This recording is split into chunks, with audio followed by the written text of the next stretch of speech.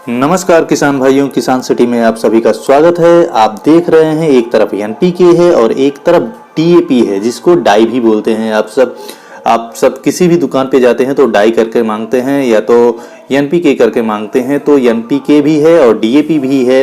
तो एनपीके की अगर हम बात करें तो एनपीके 3 तत्वों से मिलकर बना होता है।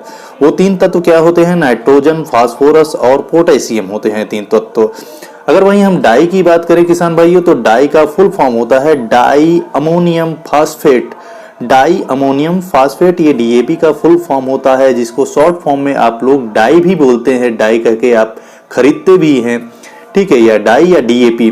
और आप वहीं अगर खरीदते हैं तो किसी भी कंपनी का खरीद लेते हैं, चाहे आप इफ्को का हो या गोदावरी का हो या किसी भी कंपनी का अगर आप डीएपी पा रहे हैं तो खरीद लेते हैं।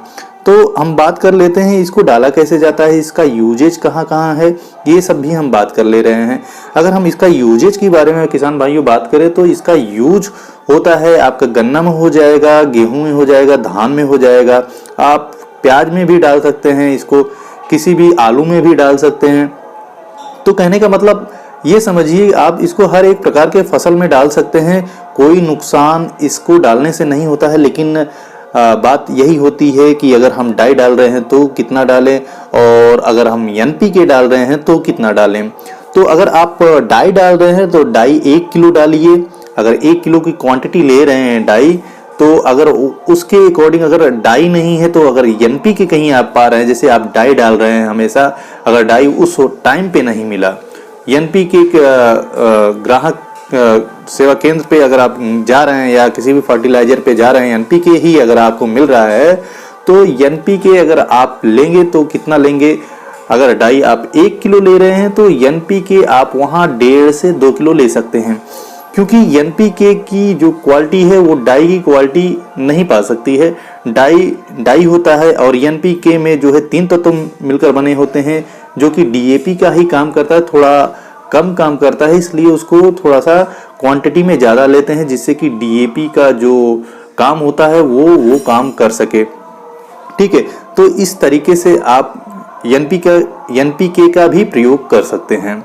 तो एनपीके और डाई आप इस तरीके से यूज कर सकते हैं। यदि आप किसी भी फसल में डाई डाल रहे हैं तो अगर डाई डाल रहे हैं तो उसके साथ आप हो सके तो पोटास की भी मात्रा थोड़ा बहुत डाल सकते हैं। अगर आप 10 किलो डाई का प्रयोग कर रहे हैं तो वहां पर आप जो है 3 से 4 किलो पोटास की भी मात्रा डाल सकते हैं। इससे फसल में पोटास डालने से होता ये है कि जो पौधे के नीचे होता है उसमें काई की मात्रा जमा देता है, काई का निर्माण करता है पोटास, और जिसकी वजह से जो है फसल में बहुत ही ग्रोथ होता है और बहुत ही आप समझ लीजिए उसमें किसी भी प्रकार का कोई रोग लगने की चांसेस जो रहते हैं कम रहते हैं। और डाई के साथ मिलाने पे ये जो पोटास का क्वालिटी है और भी ज़्यादा बढ़ जाता है।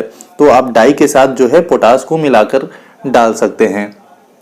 अगर हम बात करें एनपीके के बारे में, एनपीके आप उसमें पोटास डालने की वैसी कोई ज़रूरत नहीं रहता है, क्योंकि उसमें नाइट्रोजन, फास्फोरस और पोटेशियम ऑलरेडी मिक्स होता है, ठीक है। तो इस बिहाफ पे आप पोटास को वहां पर आप डाल भी सकते हैं, नहीं भी डाल सकते हैं। अगर आपको डालने की ज़रूरत है एनपीके के साथ तो थोड़ा सा डालिए, जैसे कि डाई के साथ अगर 10 किलो के साथ 4 किलो पोटास डाल रहे हैं तो वहाँ एनपीके के साथ आप जो है 2 ही किलो डालिए, पर्याप्त है।